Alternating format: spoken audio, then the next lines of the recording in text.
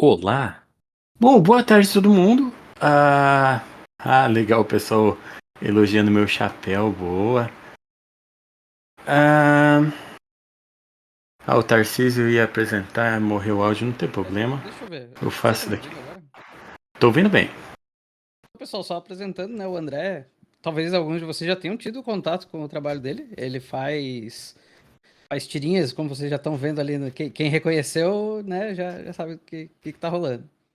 Ele faz tirinhas do Vida de Programador, já desde 2011, né, André? É isso? Desde 2011. É isso mesmo. E são tirinhas que, assim, quem trabalha em TI já viu e não se reconheceu em pelo menos uma das situações representadas, então é porque tá faltando experiência de trabalho. Mas Por gosto aí. muito do trabalho dele, fiquei muito feliz quando vi que ele submeteu uma participação aqui pro nosso evento. Então, deixo o agradecimento e é contigo, André. Que legal, cara. Obrigado, Tarcísio. Tô feliz de estar aqui. Eu não sei vocês, mas eu tô nervoso até para apresentar aqui. Tô acompanhando a Soberana há um tempinho ainda, tentando acompanhar o fluxo do Discord, que ele é muito mais rápido que a minha cabeça consegue acompanhar. Mas eu achei muito legal essa oportunidade, acho muito bom. De manhã eu estava acompanhando o Cadunico é uma figura, conheço ele já há um tempo. A gente participou junto de várias Latinoware, já trocamos muita ideia, já tivemos em painel junto. E, e achei muito legal, ele trouxe ali até umas coisas que eu coloquei aqui, eu não vou nem entrar tão a fundo porque quem não viu do Cadunico depois veja que foi muito bom. Mas é muito legal estar participando aqui com vocês. Que a gente já está com software livre há bastante tempo, né? Então é muito legal. Só um minuto. Obrigado. Valeu. Como adiantou, aí eu fiz um pedido aqui do meu suprimento de café, então chegou aqui. Agora estamos bem. Beleza. O Dio falando aqui que eu fui professor de arquitetura de computadores, que massa, muito legal. A parte legal de dar aula no EAD é que eu vou descobrindo as pessoas que tiveram aula comigo. Inclusive, eu já não estou lá há alguns anos, ainda tem gente tendo aula comigo porque eu estou virtualmente lá, então é engraçado, mas é muito legal saber. Beleza, vamos lá. Vou começar aqui me apresentando, vou começar falando um pouquinho do que eu sou, o que eu tenho feito. E o que eu tenho feito de humor e software livre contando histórias de exploração de trabalho. Para falar a verdade, ficou um nome meio grande, assim, não ornou muito bem, mas acho que traduz bem assim o que acontece. E eu acho que durante o que eu estiver falando, se tiverem perguntas, podem mandar, eu vou tentar acompanhar o chat. Só depois, Tarcísio, alguém me sinaliza até que horas que eu tenho, que eu perdi aqui a noção. Mas aí eu vou falando tranquilo, o tempo que tiver, eu consigo adaptar. Vamos lá. Então, É até para as começar, 14h30. quem sou eu? Maravilha. Beleza. Quem sou eu? Eu sou o André Noel, esse cara bonito aí do slide. Eu sempre digo que para ficar bonito você precisa de uma câmera boa. Câmera boa faz milagres. Pode me chamar de André ou de Noel, tanto faz, tá? Eu já estou acostumado, inclusive, com todas as piadas possíveis com o meu nome. Estou com 41 anos, então 41 anos de piada, duvido que vocês conseguem fazer uma piada que eu nunca ouvi. Sim, Papai Noel, já vou falar dessa parte. Inclusive na época da faculdade, para vocês terem noção assim de como que eu estou acostumado, meu apelido era Santa Claus. Então o pessoal me chamava de Santa para facilitar. Eu sou o pai, então 4 pessoas no mundo me chamam de pai ou de papai, então sim, Papai Noel, sem problema. Podem ver pela foto que eu sou um ótimo pai. Ah, uma pessoa no mundo me chama de amor da minha vida, a razão da minha existência. E eu posso dizer isso sem medo nenhum, porque ela não tá aqui agora para ouvir o que eu tô falando. Eu sou programador, professor, web cartunista, youtuber, podcaster, etc. Ou seja, eu estava trabalhando como programador, daí eu queria ganhar mais, aí eu virei professor, aí eu vi que não foi uma boa ideia, daí eu virei web cartunista. Daí eu virei youtuber, então eu fui agregando um monte de profissões que pagam mal. Então hoje em dia a gente acaba fazendo de tudo. Eu sou mestre em ciência da computação. A sua esposa se chama Merry Christmas. Essa realmente foi nova, tá? Essa eu nunca tinha ouvido. Então, eu sou mestre em ciência da computação, eu fiz mestrado pelo mesmo motivo que todo mundo faz mestrado. Eu queria ser chamado de mestre, mas eu não sou alugado, não precisa me chamar de mestre André Noel, não, porque muita coisa chama só de mestre, tá bom? Eu sei pregar botão em roupa, então assim, lá no LinkedIn a gente tem a área das habilidades, a gente coloca tudo que a gente sabe fazer de bom e tal, então eu coloquei lá minha habilidade de pregar botão em roupa. Curiosamente, 5 pessoas confirmaram a habilidade. Na verdade, faz tempo que eu não olho, talvez até tenha mais gente confirmado, não sei também como que confirmaram isso, mas tá lá no LinkedIn. E aí sobrou um espaço em branco, eu achei que tinha que preencher, eu escrevi, mas isso aí. Então esse sou eu, resumindo, resumidamente. Tá, então eu comecei ciência da computação no ano 2000, é, depois de mais ou menos uns 10 anos, 2012 eu comecei o mestrado, então eu fiz computação, fui para o mercado de trabalho, trabalhar com programação. Depois eu passei a dar aula, depois eu comecei a fazer tirinhas, depois eu entrei no mestrado, voltei a dar aula e essas coisas todas. Então, bastante coisa assim. Ah, e uma coisa que eu esqueci de falar, eu também pinto paredes, tá? Eu estava neste momento pintando a parede da minha sala, por isso que eu pedi uns 5, 10 minutos que eu tive que correr com tudo, mas foi legal, porque já tava tudo certo e tal, acho que já ajuda bastante. E a parede vai continuar lá, depois eu volto. Tinha o Discord aberto enquanto eu pintava a parede. Mas aí, a pergunta mais interessante é quem são vocês? Se vocês querem compartilhar no chat, eu gosto de saber assim, quem que é da área, quem que não é da área, de onde vocês estão falando. E eu queria saber também se vocês já me conhecem ou não me conhecem, porque para quem me conhece, às vezes eu repito muito as mesmas coisas. Aí a gente vai melhorando aqui on the fly. Ó, o Lemos falou eu sou eu, Uai, então já sabemos que é de Minas. O Dirceu Secomp Rio de Janeiro. O AZ1NN Dev Full Stack do Rio de Janeiro. Cria do CPX, que massa. Boa, eu não vou ler tudo, mas eu vou acompanhando aqui de olho. Beleza. Sou filho da minha mãe, essa é boa. Maravilha, pessoal. Dev, estudante de letras, bacana, artes. Eu tenho um pezinho nas artes, eu quase fiz o curso na área de artes, eu acabei não fazendo. Maravilha, gente do país inteiro, muito bom. Muito legal. Vamos conversar aqui durante todo o tempo. Se tiverem perguntas também podem me mandar sem problema nenhum. Mas vamos lá, como que tudo começou? Tudo começou com o meu primeiro programa, já faz 84 anos, não. Na verdade, o meu primeiro programa de computador foi em 98. E curiosamente, eu contava para todo mundo que o meu primeiro programa foi em 2002, mas em 2002 foi o primeiro programa que eu ganhei dinheiro, assim. Fiz aquele programa por senhão e tal, programa de computador, só para deixar nítido para todo mundo. Beleza? O Max está em dúvida se minha parede vai continuar lá. Espero que sim, né? Mas tudo bem. Mas em 98 eu fiz o meu primeiro programa de computador sem saber que eu estava fazendo programa. Então eu foi quando eu tive internet. Na verdade, eu tenho um slide para contar tudo melhor, mas meu primeiro programa foi no Wirk. Eu fiz um joguinho que é uma espécie de chatbot. Ele respondia o pessoal e eu não sabia nem que isso era programação. Então eu comecei, como muita gente começa, como função. E aí eu entrei em computação, me engajei com o pessoal de software livre. Lá eu conheci o Linux. A minha história com o Linux é bacana porque eu entrei na computação em 2000. E naquela época tudo era diferente, a gente não tinha os notebooks, a gente quando queria levar o computador levava o desktop, era uma realidade bem diferente. E aí tinha 2 salas de informática, onde a gente podia usar os computadores. Uma sala era de computadores com Windows e outra sala com computadores com Linux. E aí a sala de Windows ficava sempre cheia e a sala de Linux ficava sempre vazia. Então, anos 2000, tá? O Linux era bem diferente. Era uma sala com computadores antigos, os mais capenga ficavam lá. Era o AIX da IBM, configurado assim de um jeito bem estranho. Tinha 5 interfaces diferentes. Aí eu conheci o IceWM, os vários diferentes ali. E aí eu comecei a usar. Eu falei, meu, que eu preciso dar para usar? Dá? Então beleza.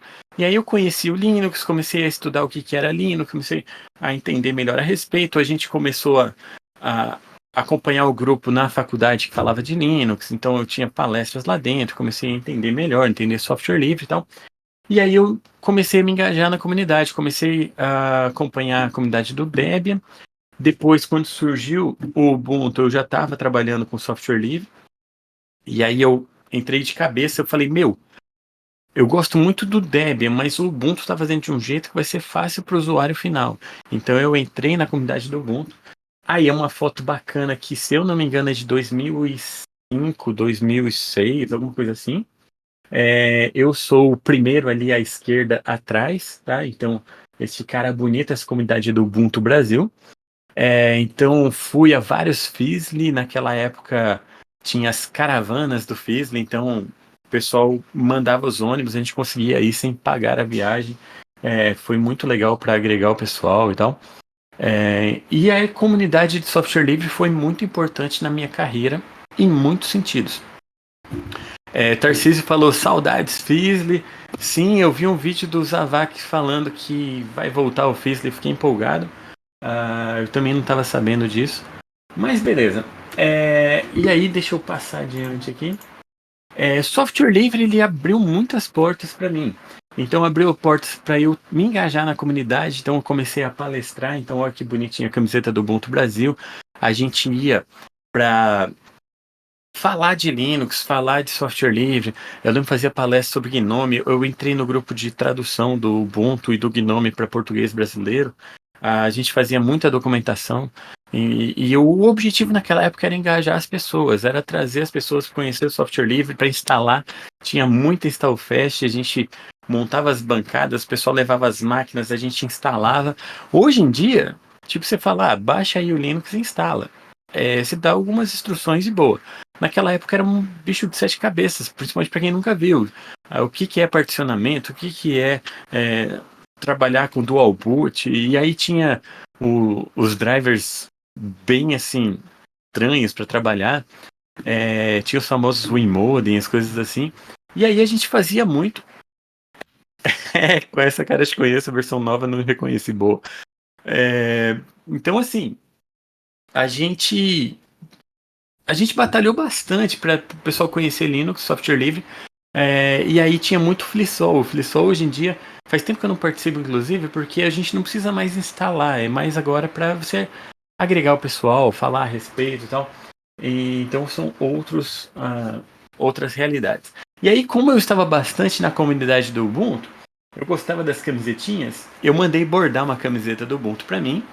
E aí, na verdade, essas da foto minha esposa me deu de presente de aniversário, fez as camisetas na cor antiga do Ubuntu e tal. E por que coloquei essa foto aí? Porque graças às minhas camisetas do Ubuntu, eu até consegui emprego por causa disso. E a Canonical? Não, eu não tenho nada a ver diretamente com a Canonical. Inclusive lá no LinkedIn eu coloquei que eu estou na comunidade do Ubuntu. O LinkedIn liga com a Canonical. Um monte de gente vem me pedir dica da Canonical, de vaga de emprego e tal. Eu falo, não conheço nada de lá. Eu tenho uns contatos lá dentro, mas pouca coisa. E aí, sim, eu já fui mais doido do Ubuntu. Eu ainda uso Ubuntu, mas nem vou falar o que eu estou usando nessa máquina agora, senão vocês vão me bater. Mas eu consegui um emprego uma vez só por estar com uma camiseta dessas. Foi engraçada a história. Me viram com a camiseta, estavam precisando de programador, foram atrás assim, de saber quem que eu era, descobriram o meu site que eu falava de Ubuntu, programação e coisas do tipo. Então eu já consegui emprego simplesmente por usar software livre. A primeira empresa que eu trabalhei, inclusive, era uma empresa que o foco era trabalhar com software livre. E aí linka com aquela pergunta que fizeram com o Cadonico, como ganha dinheiro com software livre, que sempre perguntam dessa. Isso é uma pergunta até interessante, bem legal.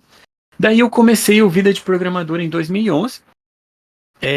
Muito do pessoal que começou a acompanhar o Vida de Programador foi porque já me acompanhava em software livre.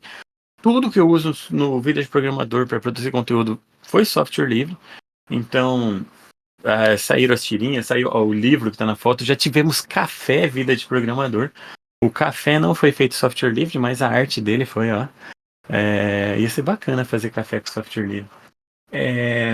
E aí eu faço caricaturas para eventos ali, caricatura do TDC, que eu tenho feito caricaturas para eles, tudo usando o Inkscape, que vocês viram também com o Cadonico de manhã. Então, basicamente, meu trabalho todo envolve software livre. E o software livre ele possibilita coisas que seriam difíceis se não tivesse software livre. E aí surgiram as tirinhas, eu gosto muito dessa tirinha aqui, que me mandaram. Não é exatamente uma história real, mas ela poderia muito bem ser. Programador chegando, o chefe ali com o carro novo. Caramba, chefe, que carrão, hein? Aí o cara, acabei de tirar da loja. Parabéns! Aí o chefe, obrigado. Mas olha, eu te garanto que se você se esforçar, se você batalhar muito, se esforçar todos os dias e der o melhor de si, em 1 ano, quando vier o bônus da empresa, eu consigo trocar esse carro por um melhor ainda. E esse é um resumo da nossa vida de programador, é o nosso dia a dia. E eu acho muito legal, assim, esse evento aqui, porque realmente, tipo, a gente trabalhando nessa área, a gente criando programas, eu não sei vocês, mas uma das coisas que eu mais gosto da programação é essa habilidade de fazer uma coisa aparecer quase que do nada, né? Tipo, você precisa do quê? Você precisa de um computador, uma conexão da internet para ficar mais legal, mas até se não tiver você consegue. E boa. Tipo, você tem as ferramentas para programar. E tem alguns exemplos até na internet, pessoal que mesmo sem computador bota um teclado e um mouse acoplado num celular e programa ali mesmo. Então a gente precisa de pouco para a gente trabalhar, para a gente programar. Isso, e um cérebro que funcione. Mas o que acontece? A gente não aprende a como ganhar dinheiro com isso, a como viver disso, a como organizar as pessoas trabalharem com isso, e a gente acaba fazendo isso, a gente acaba trabalhando para alguém, e esse alguém tem ali os contatos, tem onde vender e fica com boa parte do nosso trabalho. Isso é errado? Errado não, tipo, a gente vive nesse sistema que a gente, num olhar mais global, mais macro, a gente fala, pô, é errado, mas tipo, é uma coisa que a gente não aprende a viver de outro jeito. Então é legal essa discussão para ver, pô, o que eu posso fazer com o meu trabalho? Como que eu posso fazer para conseguir, assim, tipo, fazer o meu trabalho render mais e me dar o meu sustento, sustentar minha família e tal. Eu mostrei para vocês no começo, eu tenho 4 filhos, então eu preciso que o meu trabalho pelo menos sustente minha família, né? Então, como que a gente faz isso? E aí é legal entender essa noção de como eu usar o meu trabalho e não deixar a maior parte do meu trabalho com outras pessoas, né? Porque é isso que gerou muitas histórias de tirinha, inclusive. Mas beleza. Boa. Como que surgiu então essa questão assim, de falar de histórias engraçadas, de histórias de programação e tal? Começando do começo, tudo começou em 1982, quando eu nasci. E aí, de 82 até 96, podemos dizer que não aconteceu nada interessante na minha vida, porque a internet só chegou em Maringá em 96. Então aí começou a parte interessante. Fui ter um computador em casa nessa época. Na verdade, foi um pouquinho antes disso. O primeiro computador que eu tive foi um 386, que a gente ganhou um 386 usado. Eu fui a primeira pessoa de casa a estragar o computador, aprendi muito com isso. Eu aprendi que tinha alguns arquivos do Windows 3.1 que você não poderia apagar, que ele não tinha proteção nenhuma. Beleza. Em 96, o meu irmão mais velho comprou um computador. Não era System 32, tá? Não tinha System 32. Tinha 4 arquivos no C2 pontos, que era o IOSys, MS-DOSys, o AutoExec.bat e o Command-Com. Tá? E eu movi esses arquivos para outra pasta para ver o que acontecia. Então já imagina o que aconteceu. E aí, em 96, meu irmão, eu sou o terceiro, então são 3 irmãos. Em 96, meu irmão comprou um computador, um Pentium 150. E aí ele ganhou 10 horas de internet grátis. O pessoal novo não faz ideia do que é isso. Pra vocês terem uma ideia, a gente usou essas 10 horas de internet grátis em 3 dias. Tá? A gente conectava depois de meia-noite, pulso, aquela história toda. E pronto, acabou. E aí a gente ficou até 98 sem internet. Sim, a gente usava algum internet grátis daqui, internet grátis dali, mas a gente foi ter internet em casa mesmo em 98. Aí que começou a aventura. conheci o famoso Mirk, servidores de Mirk, comecei a ler a documentação do Mirk, aí que eu entrei na programação que eu falei para vocês, comecei a entender como que faziam funçõezinhas, fazia coisas assim. Fiz um show do milhão pro Mirk, que aí ele ficava no canal, ele respondia comandos e tal, e é muito engraçado você ver que muita coisa que usa hoje de comando em jogos, em Discord, coisas assim, você tinha no Mirk, e aí era bem rudimentar, mas já era divertido. E o Azariel, Mirk tem que voltar. Na minha opinião, o Discord é o Mirk de hoje, né? Tipo, ele lembra muito do Mirk em muitas coisas com mais turbinado, né? Com áudio, vídeo e tal. Porque a ideia de servidores e coisa assim. Só que realmente eu gostava mais da interface, do jeito que funcionava o Mirk. O Discord eu acho muito confuso. Pra falar pra vocês, eu tenho um servidor do Developers Life no Discord, mas ele tá abandonado. Ninguém me responde lá, ninguém usa. Eu abandonei também, mas ele tá lá, ele não existe. Que mais? Em 2000 eu entrei na faculdade, comecei a fazer computação. Em 2002, eu já falei pra vocês, eu fiz o meu primeiro programa pago. Ó, eu vendi um programa pra um cara. Era aquela época que você fazia os programas que detonava a base do usuário, aquelas coisas assim. E em 2004 eu comecei oficialmente a trabalhar para empresas de desenvolvimento. Então eu comecei para uma empresa que trabalhava com software livre. E aí foi muito legal, porque eu tive a liberdade de trabalhar com o que eu gostava. Então, instalava Linux nas máquinas, trabalhava com desenvolvimento web. O desenvolvimento web naquela época era quase assim, era visto como segunda linha, pelo menos aqui em Maringá. O pessoal amava Delphi, desktop, coisa assim. Então, o desenvolvimento web estava engatinhando. Mas foi legal trabalhar com software livre na empresa. Infelizmente, depois de um tempo, eu descobri que o pessoal, assim, os sócios da empresa não eram gente boa, eles trabalhavam com software livre. Simplesmente porque eles queriam pegar a coisa por conta dos outros e revender.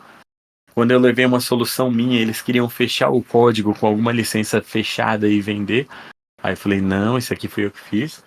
Aí briguei lá, não deixei, mas foi uma época interessante para desenvolver software livre. Em 2005 aconteceu algo que me jogou definitivamente no mercado de trabalho. Eu casei, então aí casei, tinha que ganhar dinheiro e tal, responsabilidades.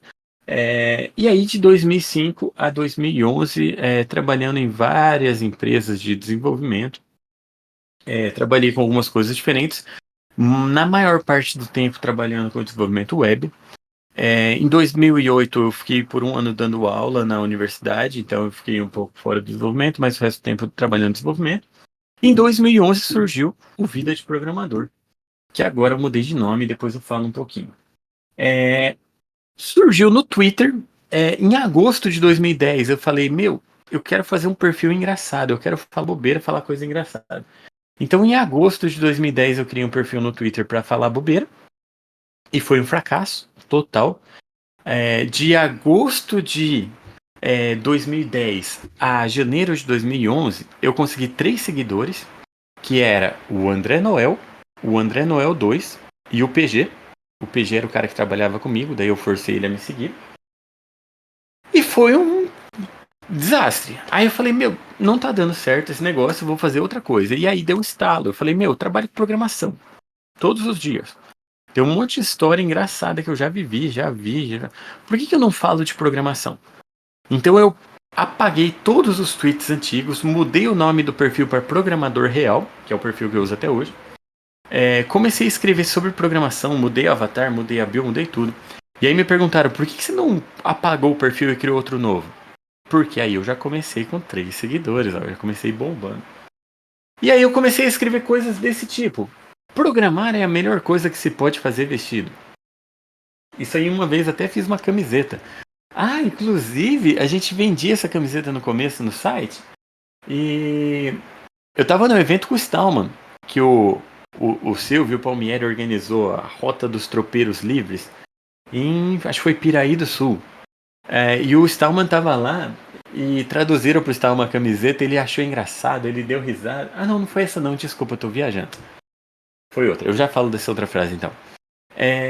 Programar é a melhor coisa que pode fazer vestido. Que não era uma frase minha, era conhecida, mas já usei ali. A vantagem de ser programador é que nem mesmo uma praia pode te impedir de trabalhar. E aí eu coloquei uma foto de um cara com o pé na areia, o notebook no colo. Naquela época o Twitter não aceitava foto, era linkzão pra foto mesmo. E deixa eu falar da frase que eu comecei a história. A frase que o Stallman deu risada era assim: computador sem Windows é como bolo de chocolate sem mostarda. E aí o Stallman deu risada e tal. Aí de repente ele voltou e ele falou: Olha, tem um erro nessa frase. Porque a mostarda, em alguns contextos, ela é boa. Então você podia mudar a mostarda para estricnina. Falei, pô, boa, bacana. Mas tudo bem. E aí, teve um tweet que foi logo no começo que fez sucesso, que era a conjugação do verbo programar. Vocês sabem conjugar o verbo programar? O verbo programar se conjuga assim, ó. Eu programo, tu programas, ele programa. Nós programamos, vós programais, e eles vendem o programa e ficam com o dinheiro. E aí, começou o pessoal a seguir no Twitter. Eu tô com um fio aqui da sobrancelha me incomodando, ele tá entrando no meu olho, por isso tô passando a mão o tempo todo.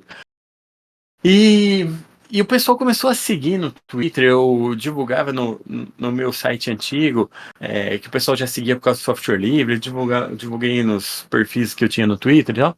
E começaram a seguir, eu não esperava, começou muito rápido o pessoal me mandar ideia e coisas assim. O Stallman não tinha sido cancelado? Foi há muito tempo atrás, foi antes de qualquer cancelamento, mas tudo bem.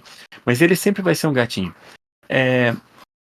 E aí o que acontece? O pessoal começou a seguir, começou a dar certo, começou a, a ter mais gente falando de programação, coisa engraçada. E aí surgiu a ideia. Eu falei, meu, por que eu não faço desenhos, tirinhas com histórias que eu já vi? Eu sempre gostei de ler tirinha. Eu não sou desenhista, tá? Eu não sei desenhar na mão. Mas eu sei fazer o que? Mexer em vetores. Eu uso o Inkscape, que é o que o Cadunico falou. Vou falar daqui a pouquinho sobre ele. Mas aí eu aprendi a desenhar por cima de desenhos, modificar, fazer coisas novas, arrastar nós e tal. E eu tive uma inspiração, duas inspirações grandes, deixa eu ver. Eu coloquei aqui nesse site. O Nerdson, que eu gostava muito, eu conheci ele num Fizzle, inclusive. E o Vida de Suporte, inclusive, curiosamente, a minha esposa trouxe aqui o meu café na canequinha do Vida de Suporte, ó. Eu me baseei nos desenhos dele, falei com ele antes, falei, cara, posso basear no seu desenho e tal? Ele falou, manda ver. Podia fazer um collab com o Carlos Ruas. Deixa eu mostrar uma coisa aqui. Ah, não tá aqui. Tá guardado no meu armário ali, mas tem um livro do Piadas Nerds que o Carlos Ruas desenhou a capa do livro de Piadas Nerds de Informática. E como eu revisei o livro, o pessoal do Piadas Nerds pediu para ele desenhar o meu personagem. Então eu tenho meu personagem desenhado pelo Carlos Ruas. Foi bem legal. Foi bem bacana. Voltando, o que eu ia falar? O pessoal falou que eu tô sem câmera. Se não tiver vendo a minha cara, é até melhor para vocês. Assusta menos, tá? Não tem problema. E eu peguei histórias que eu vivi, histórias que eu ouvi de amigos e tal, eu falei, vou fazer tirinhas. E aí eu comecei a desenhar baseado no Vida de Suporte. E coloquei já direto um formulário para o pessoal mandar sugestões e comecei a receber muita sugestão de história. Muita mesmo, pessoal mandando. E aí foi um momento ali que eu vi como que tinha muita história assim, engasgada no povo, que todo mundo queria contar. Porque a gente ouvia muita história, então virou muita história bacana. Essa daí foi lá no começo, a tirinha número 7, ó, foi num carnaval. A conversa ali, ó, lembra dos telefones que a gente usava que tinha anteninha, ó, tem anteninha ali, ó. A ideia era um telefone sem fio. Na época ali, o braço, eu puxei e tal, ficava um braço torto. Eu tenho um amigo, o Camel, que ele vivia me xingando por causa do braço. Ele aprende a desenhar braço direito e tal. Depois eu melhorei um pouquinho. Fala, rapaz, não vai trabalhar hoje? Aí ele fala, não, ainda bem que a lei obriga a dar em folga no feriado. Tipo hoje, né? Era um feriado. Senão eu estaria trabalhando normal hoje, como na segunda e na quarta. Aí, e o que você vai fazer para aproveitar? Ah, não sei, eu acho que eu vou aproveitar para terminar um programa que está atrasado. É bem o nossa vida de programador, a gente faz muito isso, né? Quando a gente tem uma folga, a gente faz um programa atrasado, ou nosso, ou às vezes até da empresa, porque a gente tá com a corda no pescoço. Boa, o pessoal falando, tá trabalhando aí. Beleza. Estamos juntos, nossa vida, nosso karma, né? E aí, eu eu vejo assim que tem um padrão nas empresas, uma coisa assim que tem esse nosso karma de desenvolvimento, Mas como que funciona? Ali no meio eu desenhei o programador e a programadora. Até hoje eu não dei nome para os personagens, o programador e a programadora. Só alguns personagens têm nome. E as tirinhas em geral, elas giram em torno de algumas situações que se repetem bastante. E quais são as situações? A gente tem aquelas situações cômicas e trágicas que envolvem usuários, tá? Por quê? Porque usuários têm o mundo mágico onde o usuário vive. E aí a gente passa por muitas situações assim que vocês devem ter passado muita história. Olha ali, ó, a Viu falando que o usuário parece o Homer. Eu não sei se alguém já tinha me falado isso, mas realmente foi uma inspiração. Aquele cabelinho são os dois fios do Homer, foi de propósito. E, inclusive, na adolescência eu fiz um curso de informática básica onde eu aprendi a mexer no Corel. E foi isso que me ensinou a mexer com vetor, que depois eu passei a mexer no Inkscape, né? Eu mexia no Inkscape já antes de começar com as tirinhas. E uma das primeiras coisas que eu fiz no Corel foi desenhar o Homer. Eu peguei um desenho do Homer e tinha que desenhar por cima. E aí eu lembro de desenhar esses dois cabelinhos e aí foi inspiração mesmo para o usuário. Mas legal, bom que você reconheceu aí a inspiração. É, e aí, realmente, tem muita história ali que envolve o usuário, coisas maravilhosas e lindas. Tem muita história que a gente vive que ela envolve quem? Envolve os colegas de trabalho. Ali é o PA, PA é outro programador. Ele foi inspiração do PG, que é o cara que eu falei que seguia lá no começo, que trabalhava junto comigo. O PA, então, é aquele colega de trabalho que é gente boa, que a gente tem colegas que não são gente boa, mas vive muita história assim, que a gente. Eu costumo dizer que a sala do TI, a sala de desenvolvimento, é muito engraçado o dia a dia, porque é como se fosse um mini hospício. É, eu não sei vocês, mas é muito engraçado. Eu sempre fui a pessoa que programava com o Twitter aberto, ouvindo alguma coisa, fazendo alguma coisa, fazendo outras coisas. E eu trabalhava, direto, eu dava umas cutucadas no PG, eu falava, cara, dá uma olhada nisso aqui. Cara, dá uma olhada. E mostrava as bobeiras o dia inteiro, assim, meme, coisa assim. Só que é o meu jeito de trabalhar. Eu sempre fui bastante produtivo, fazia as coisas e tal. E o PG era um cara mais quietão, mais na dele e tal. E um dia ele me falou, não percebi, mas uma vez ele falando ali, meu, o Noel não me deixa quieto, ele fica o tempo todo mostrando coisa e tal, mas numa boa e tal. E aí que eu reparei, assim, a diferença de estilo. Então, o PA na tirinha é aquele colega que a gente vive muitas vezes falando coisa engraçada, falando bobeira. A gente vive num mundo que pessoas normais não entendem.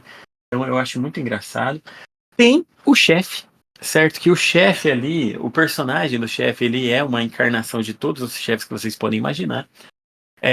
Minha primeira empresa de desenvolvimento era um instituto. E esse instituto era uma sociedade de 16 professores. Então, basicamente, eu tinha 16 chefes. E a gente tinha que atender as demandas mais malucas das 16 pessoas diferentes. Depois eles tentaram fazer uma hierarquia, ter o administrativo, o chefe de tecnologia, mas qualquer um que chegasse pedindo alguma coisa é o chefe da vez. E aí, então é o chefe, a pessoa que te dá os prazos mais absurdos e inimagináveis. E é aí que encarna muito do que eu falei ali no título da exploração do trabalho. A gente vê muita coisa acontecer. E eu acabei de ver que eu estou enrolando muito vocês, eu vou dar uma acelerada aqui, porque senão a gente não entra nos pontos legais.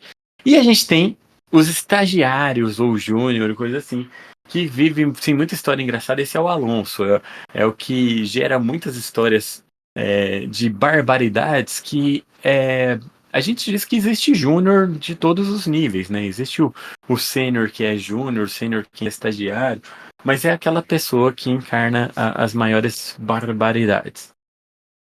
E aí eu vejo que existe um padrão nas empresas, pelo menos empresa pequena. Eu costumo dizer que, graças a Deus, eu nunca trabalhei numa empresa grande, bem organizada, que eu ganhasse bem. Então eu consegui juntar muita história para virar tirinha. É sempre aquelas empresas assim que você tem que fazer de tudo e dar conta de tudo e tal. E as empresas, pelo menos por aqui, elas têm um padrão assim: preciso desenvolver, preciso fazer um sistema, preciso atender o cliente. O que eu faço? Contrato um programador. Beleza. Contrata um programador e bota as demandas tudo em cima do programador. E o programador começa a fazer, começa a fazer. começa a ver que não dá conta, porque a demanda sempre aumenta num nível exponencial, numa velocidade impossível. O que a empresa faz? Vai lá e contrata outro programador, ou programadora no caso. E essas duas pessoas vão dando conta de fazer, vão fazendo e tal. E o programa vai meio que ficando pronto, já vai tendo aquelas versões, já dá para colocar para o usuário, já dá para testando, já dá para fazendo. Precisa de mais gente. Pô, mas aí já tem 2 programadores, mas precisa de mais gente. Então vai lá e contrata um estagiário. E aí o estagiário, ele vai fazer aquela mão de obra assim que vai repetir muita coisa, mas também está aprendendo muita coisa. Então a pessoa que estava programando, ela se divide entre programar e ensinar e tal, e acaba fazendo ali, mas a empresa contratou o estagiário porque é mais barato e tal. Precisa de mais gente, vai lá e contrata outro estagiário. E vai indo, vai naquela coisa. O estagiário vai mantendo ali o básico, o programador vai dando atenção, o programa vai ficando pronto, hein? Os clientes vão usando, vai tendo um pouquinho mais de dinheiro, vai lá e contrata outro estagiário. E vai lá e contrata outro estagiário. E chega num ponto que você tem 2 pessoas ali dando conta de tudo. Sim, os estagiários são desumanizados. Eu botei ali o Alonso ali para representar, porque as empresas fazem isso. Elas contratam um monte de gente para pagar menos, faz os programadores que têm mais experiência ficar sobrecarregados em dar conta de tudo, e dá conta também de passar o conhecimento dos estagiários, porque se não passa conhecimento não faz sentido ter estagiário. Enfim, naquela loucura, até que os programadores começam a sair, ou porque conseguem um emprego melhor, ou porque não dá conta mesmo, precisa sair, ou porque às vezes até mandaram embora, porque a empresa quer economizar, então manda quem? Manda quem recebe mais. Aí vê que o cliente já está usando o sistema, beleza, o sistema já está no ar, agora é só manter, então manda os programadores embora, porque eles ganham mais e mantém só com os estagiários. E eu vi isso acontecer em algumas empresas diferentes. Teve uma empresa que eu trabalhei, que eu fui um dos que saiu primeiro, ficaram alguns amigos meus trabalhando lá, e a empresa encheu de estagiário, contratou de uma vez 8 estagiários, que eram daqueles que tinham as camisetinhas por tirar 8 a 10 em todas as matérias da faculdade e tal, mas não estavam prontos para o mercado, então encheu. Olha ali, ó, o Lê falando, vivi exatamente isso em Maringá. Sim, eu sou de Maringá e aqui era muito comum acontecer isso em muitas empresas. E a empresa encheu de estagiário, mandou embora os programadores que recebiam mais, ficou com o estagiário. Em alguns meses a empresa quebrou. Teve que fechar porque começou a dar pipoco nos clientes, o cliente vê, vai para outra empresa e tal. Então, é uma coisa assim que só isso já começa a dar aquela indignação. E a minha indignação, ela saiu em forma de tweets, em forma de tirinhas, e comecei a agregar ao redor um monte de gente também indignada, falando das histórias e contando as coisas mais absurdas. Então, assim, a parte do humor é uma parte muito legal pra gente extravasar, pra gente conectar as pessoas, porque a gente até brinca que é um karma do programador, é um carga do desenvolvimento, karma de dev, mas não é um karma, é um padrão de exploração mesmo do trabalho das empresas, porque é assim que as empresas fizeram um ciclo para explorar ao máximo. Aí a pessoa que começa a ganhar muito dá um jeito de dar um fim nela para contratar gente mais barato, que é também o que a gente tem visto nos layoffs pela vida por aí. E aí, ó, o Zavak falou muito bem, não precisa nem ser comunista, mas geralmente as empresas mais precarizadas lucram mais. Porque faz isso, ela faz o máximo para economizar, para sugar o máximo que elas podem. A primeira empresa que eu trabalhei, eu falei para vocês, ela trabalhava com software livre para não gastar com software. Tá? Depois de lá, eu fui para uma empresa que eu fui contratado para trabalhar com desenvolvimento web e criar um módulo de PHP. Escuta essa história que é triste, é uma história de dor e sofrimento. Pedi as contas na empresa que eu estava, fui trabalhar lá, cheguei lá depois dos 30 dias de aviso e tal, né? Primeiro dia, começou com o PHP, a história já é triste. Não, vai piorar, presta atenção. Cheguei lá no primeiro dia, o meu chefe falou, olha, aquela parte de módulo web não tem mais urgência, vai ficar para depois. Você mexe com Delphi, né? Aí eu falei, pô, eu pedi as contas, não tenho para onde ir, estou aqui, vou fazer o quê? Eu tinha mexido com Delphi na faculdade. E aí eu falei, tá, né, fazer o quê? Vamos lá. E vou falar para vocês, eu fiquei 1 ano e pouco naquela empresa e eu comecei a ter a barba branca lá, de tanto estresse que eu passei. pelo Delphi e pela empresa. Então vocês viram, sim, existe coisa assim pior que PHP. Mas PHP tá no meu coração, PHP é software livre, PHP foi o que me possibilitou muita coisa e eu gosto muito. Mas Delphi, gente, ninguém merece. Ah, até fiquei triste agora. O que eu ia falar disso? Ah, tá. E aí, olha só, eu saí de uma empresa que queria trabalhar com software livre para não ter que pagar o software, para pegar a coisa pronta e vender, e fui para uma empresa que trabalhava com Delphi pirata. Ele se gabava de usar as tecnologias mais novas do Delphi, mas tudo pirata. E aí trabalhava com integração em sistemas de relógio ponto. A fábrica de relógio ponto não tinha homologado o Delphi mais novo ainda, porque eles não tinham o Delphi mais novo. O meu chefe falou: eu tenho o CD aqui, eu te mando. E mandou o CD pirata para a empresa de relógio fazer o. Imaginem, exploração, precarização, pirataria, isso tudo. Então é uma maravilha. Mas tudo bem, não estou mais lá, já desabafei. Obrigado pelo serviço de psicologia que vocês me prestaram agora. Vamos adiante. E aí, isso que a gente chama de karma de dev é o que eu falei para vocês, na verdade é uma exploração contínua. Olha só, essa tirinha aqui que é outra que representa muito. O PHP sustentou a economia de Maringá, eu falando, mas o PHP ele era mal visto naquela época. O pessoal gostava de Delphi e Java. Esses 10 minutos final já entra perguntas. Se vocês quiserem mandar as perguntas aí, eu vou respondendo e finalizando.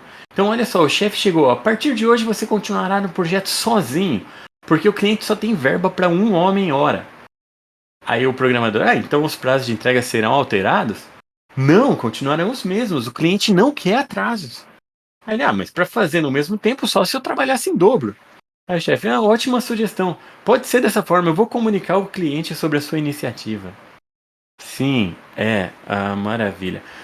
Não sei vocês, mas já vi também isso muito acontecer, de mandar a gente embora e a equipe se vira pra dar conta de tudo. Inclusive, tem uma moça que ela faz Instagram, TikTok, não sei se já viram, Jéssica Diniz, ela tira muito sarro de como que as empresas têm o linguajar, as coisas tudo de empresas, e a última empresa que eu trabalhei era uma startup, e era exatamente esse linguajar, é muito engraçado. E ela fez um vídeo há pouco tempo sobre isso, tipo, a pessoa tirou férias, você vai fazer o trabalho dela enquanto isso. Aí ela fala, beleza, eu vou receber o salário dela também? Não. Então eu não vou fazer, mas o jeito dela é mais engraçado, depois dá uma olhada. Boa. E aí, além das tirinhas, no Developers Life, que eu mudei por alguns motivos diferentes, mas um deles é porque eu comecei a falar programador, e realmente ele não é tão inclusivo o termo, não, todo mundo deve, é uma coisa que é inglês, mas pelo menos já vira uma coisa bem mais geral. Lá eu faço vídeos também para compartilhar minha beleza com o mundo. Tem podcast, tem lives e tudo feito com software livre, tá? Então eu uso o Inkscape, eu vou mostrar para vocês ali daqui a pouquinho. Eu desenho caricaturas para eventos, inclusive, deixa eu já fazer um jabá aqui que eu esqueci de colocar no slide. Agora em novembro, semana que vem, falta uma semana, dia 9 começa o nosso evento do Developers Life. E lá também eu fiz as caricaturas do pessoal que vai palestrar. Então tudo usando software livre. E aí, por que software livre? Basicamente porque eu sou contra a pirataria, então eu só uso aquilo que eu consigo pagar.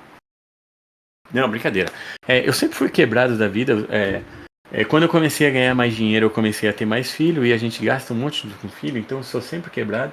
Mas software livre é basicamente por que não? Por que não utilizar software livre? O software livre, sim, eu sou contra a pirataria, mas o software livre ele te dá a qualidade que você precisa sendo livre. Tá? O software livre te dá tudo que você precisa. O Cadonico mostrou um monte de exemplo ali que eu nunca usei, que realmente eu vou até atrás de ver as coisas que ele passou, algumas coisas ali. Até ele já me falou do Synfig para usar, mas eu ainda não parei para usar. Mas eu uso Inkscape, eu uso GIMP, eu uso Audacity, eu uso OBS, eu uso esse monte de coisa que me dá uma qualidade muito boa e é livre, tá? Então é uma maravilha. E inclui as pessoas, ajuda muito. Eu tenho uma tirinha que eu fiz lá no começo sobre a diferença entre software livre e software proprietário, que eu fiz para um Flissol, que olha só, Aqui na Flexol eu escuto bastante sobre software livre, proprietário. Por que vocês chamam o software não livre de proprietário? É simples, porque quando você o adquire, ele estranhamente se torna o seu proprietário. Aí ele, não, peraí, mas se eu comprei, eu sou o proprietário. Ah, é mesmo? Bom, então quem que define como que você vai usar o software? Ou em quantas máquinas você pode usar? Ou se você pode atualizar ou não? Ou se você pode saber como ele funciona? Então, realmente, tipo, o software proprietário, ele se torna o seu proprietário, ele que manda, né? Ele que fala o que você faz. E o software livre, você tá na máquina, tá lá. Você não vai, de repente, acabou o tempo de uso, agora você tem que pagar, ou quer fazer alguma coisa diferente, tá lá, tem uma comunidade usando. Ah, o software mudou de um jeito que você não quer? Beleza, volta numa versão antiga, pega uma versão anterior, faz um fork, alguma coisa assim. Então, é uma maravilha de software livre. E aqui eu tenho um gráfico para ilustrar, porque gráfico é sempre bom para a gente entender. Ali em azul a gente tem o céu, no lado amarelo ali é o lado ensolarado da pirâmide, no marronzinho é o lado da pirâmide com sombra. Tá? Então o gráfico é autoexplicativo, a gente não precisa falar muito sobre ele. E aí o software livre me possibilitou começar mais cedo. Então eu comecei o meu blog pessoal para falar de software livre, com WordPress, coisa assim. Comecei a fazer freelance software livre, comecei a dar palestras com software livre, para falar de software livre, tirinhas, vídeo, podcast, já falei. Aí eu não tinha com que ilustrar esse slide aqui legal, eu coloquei o QR Code no meu Pix ali, então se alguém quiser, mas beleza. E o que eu uso de tecnologia ou usava? Eu comecei o meu site com o WordPress, que o WordPress é uma maravilha, ele possibilita você colocar um site no ar em minutos. Tá, então, o WordPress é software livre, tá lá. O Vida de Programador começou no WordPress. 5 anos depois de começar, eu mudei para o Axie. O Axie também é software livre, foi feito pelo Augusto Campos do BR Linux. Mas o Axie eu não recomendo para todo mundo, porque é uma coisa de doido. A gente usa ele em linha de comando, gera site estático em linha de comando. Não é para todo mundo. Mas se você quiser, o WordPress é muito legal.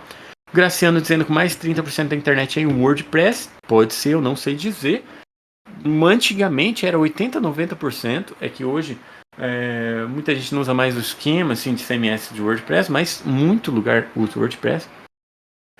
GitHub Page também é show, isso, viu? Para desenhos eu uso Inkscape. Inkscape é muito fácil de usar, muito bom. Eu faço tudo, eu faço minhas camisetas, olha que legal essa camiseta. Ó. E o Wire Offline, feita no Inkscape. Tá? Então tudo, o contorno das tirinhas, os personagens é tudo feito em Inkscape. Eu uso o GIMP para mexer em imagens bitmap, tá? Não é o grosso ali, eu não uso ele para as tirinhas, mas para tudo que eu preciso fazer de design, coisas assim, eu uso o Inkscape para mexer com os bitmaps, gosto muito. Inclusive, puxando da discussão do Cadunico antes, eu aprendi muito de GIMP usando o tutorial de Photoshop, para quem perguntou se dá para migrar e tal. Eu não sabia fazer uma técnica, uma coisa, eu procurava, não tinha para GIMP, tinha para Photoshop, beleza, eu lia lá e fazia no GIMP, porque tem os recursos, só vai mudar um pouco como usar, então ele é muito bom. Para edição de vídeos eu gosto muito do Kdenlive, ele funciona muito bem. Meus vídeos não são assim produções de Hollywood, mas para coisas em geral, para jogar no YouTube, funciona, que é uma maravilha. Para áudio, o Audacity é perfeito, tá? Então muita gente profissional usa. Até no meu site antigo eu tinha uma matéria mostrando como que usaram o Audacity numa novela. Apareceu numa novela, o cara editando áudio no Audacity. Uso OBS também para fazer brincadeiras com vídeo, transmissão e coisas do tipo. Ele dá um recurso muito massa. Agora eu tô sem meu fundo verde, eu vou instalar de novo aqui, mas dá pra fazer muita coisa com fundo verde, um OBS, faz muita coisa legal. E o Linux para tudo, certo? Então o Linux, ele é o carro-chefe. Até eu brinco nas minhas lives, eu falo, eu tô com um Mac aqui que eu ganhei da empresa anterior, eu passo raiva no Mac, mas às vezes eu uso ele por ser mais leve, tá funcionando e tal, mas eu já botei uma máquina virtual aqui para rodar o Linux, porque o Mac me deixa maluco da vida. Mas aí, ó, Inkscape, GIMP, essas coisas tudo já instalei no Mac também. E beleza. E aí a pergunta, software livre é para você? Resposta curta, sim. Pronto. Por quê? Uma vez eu vi o Mad Dog, tava no Roda Viva, e aí perguntaram para ele, mas quem que usa Linux? Aí ele falou, deixa eu inverter a pergunta. Quem que não usa Linux? Porque se você entrou na internet, navegou, você está usando Linux. Você está usando Linux o tempo todo sem saber. Tá em todos os servidores praticamente, tá em todo lugar. Tá no seu Android, tá para todo lado. Então, sim, software livre é para você. E compartilhe, porque o software livre tem tudo a ver com compartilhar. Quero ainda dar esses 2 minutos para perguntas. Desculpa por falar tanto, gente, mas se tiverem perguntas, vou deixar meus contatos aqui. Eu ia editar aqui e colocar o meu Mastodon também aqui. Eu tô no bolha.us no Mastodon, que é o @programador_real, @bolha.us. Vocês me acham lá. Nas outras redes, só programador real. O meu site é o developerslife.tech. Esse não é meu Pix, tá? Esse aí é o QR Code do site, se vocês quiserem abrir o meu site. E esse sou eu, se quiserem falar comigo, estou aí. Beleza. 2 perguntas que o Zavak pegou aqui. O que fazer com o acúmulo de funções e o projeto paralelo sem particionar seu tempo? O que fazer quando o colega de trabalho ou conhecido não consegue reconhecer a exploração que vem sofrendo e acredita que vai... Ah, beleza. Boa. Vou tentar responder, tá, essas perguntas. Primeiro ali, o que fazer com o acúmulo de função e o projeto paralelo sem particionar seu tempo? Olha, eu não sou a melhor pessoa para falar de organização do tempo, porque tudo que eu faço acaba sendo meio em paralelo. Eu trabalho em casa, eu falei para vocês, eu tenho 4 filhos, e eu acabo fazendo um monte de coisa ao mesmo tempo. Então, eu tenho as tirinhas, eu tenho a questão de vídeos, aí eu tenho que dar conta de trabalho, muita coisa, tem que fazer os corre de carro, atender pessoas e tal. Então, tudo que eu faço meio mesclado.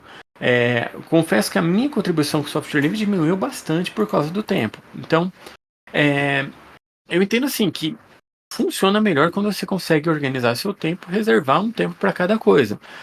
Por exemplo, eu estou tirando tempo específico no dia para estudar, tempo específico no dia para escrever roteiro, tempo no dia para fazer coisas diferentes. Não tem muito como fugir disso. E aí é legal você separar um tempo seu para, coloquei ali no slide anterior, compartilhar. E compartilhar, às vezes, é você contribuir com um projeto de software livre, você compartilhar o seu conhecimento. Porque quando você faz isso, você está estudando, você está compartilhando com as pessoas e fazendo o seu nome ali, você está aprendendo uma tecnologia nova e você está se preparando para oportunidades futuras.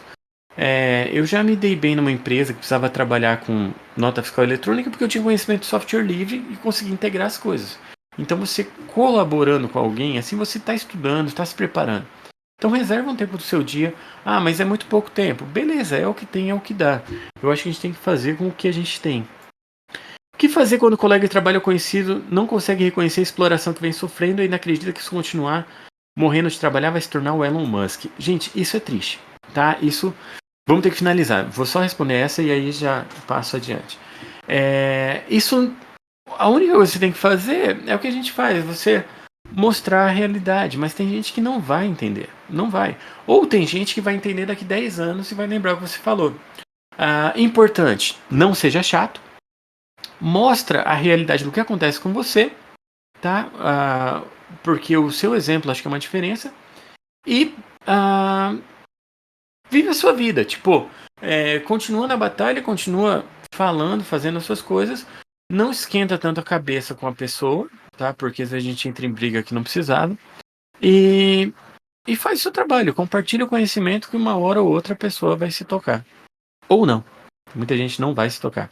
Ainda mais da nossa área que é tenso, né? Tem muita gente que me xinga direto no Twitter quando eu falo sobre isso, mas beleza, deixa passar. Eu vejo que muita gente que critica, você olha o perfil dela e você fala, meu, essa pessoa nunca vai entender, nunca vai mudar, então não esquenta tanto a cabeça. Beleza? Valeu, gente. Desculpa aí o tempo. Vocês podem me mandar pergunta no privado, podem mandar no e-mail, no site, que eu que vejo tudo. Valeu, Tarcísio. Valeu, pessoal. Valeu, muito obrigado. Teve uma pergunta só que eu respondi ali. Perguntaram se as tirinhas são histórias reais. Eu sei que algumas são. Geralmente você anota na tirinha quando são, né? Sim, eu coloco lá a história real, lembrando que sempre tem a adaptação para tirinha, tá? Então não é 100% real, mas o grosso ali é real. E os nomes também eu sempre mudo o oculto. Ah, perfeito, então. Muito obrigado, André. Valeu, Ótima obrigado a vocês. participação. Uma palestra muito divertida.